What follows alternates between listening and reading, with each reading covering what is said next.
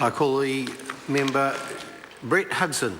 Thank you, Mr. Speaker. It's a privilege to be able to stand and speak in favour of this bill in this first reading. Now, this national government is focused on boosting growth, on creating more and higher paying jobs. Standards contribute to a more productive and a more competitive economy. They improve safety and reliability of many goods and services used by consumers and businesses every day. This Standards and Accreditation Bill is part of our business growth agenda and strengthens development and delivery of New Zealand standards.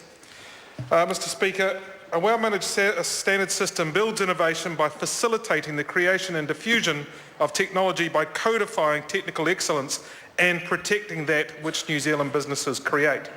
Secondly, the arrangements that are proposed support exports by preserving New Zealand's connections to international standards organisations and ensuring that the expectations of the international community are met. Now, Mr. Speaker, I would like to commend the pragmatism and insight of the Minister in proposing under this bill the independence which matters most, and that is statutory independence of the board and of the executive officer. By granting them that statutory independence, it will mean that both can operate with neither fear nor favour of any undue influence or any influence at all, in fact, from the responsible minister, from officials or indeed from the department they might share quarters with. But I'll tell you what, Mr. Speaker, that is a very pragmatic decision, because the alternative, of course, would simply be to squander taxpayer money on duplicate systems, duplicate real estate, duplicate facilities for no good purpose. It would give nothing greater to the powers nor the actions and outcomes of either that board or that individual if they happen to be housed in their own building.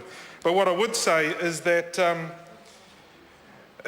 by locating the function within the Ministry of Business, Innovation and Employment, that is anticipated to help ensure that the standards that they're working on, reviewing, proposing and approving are more linked more effectively to the innovation, the economic growth and the international trade that this country is seeking to expand upon. So I do congratulate the Minister on a very pragmatic approach to very important issues.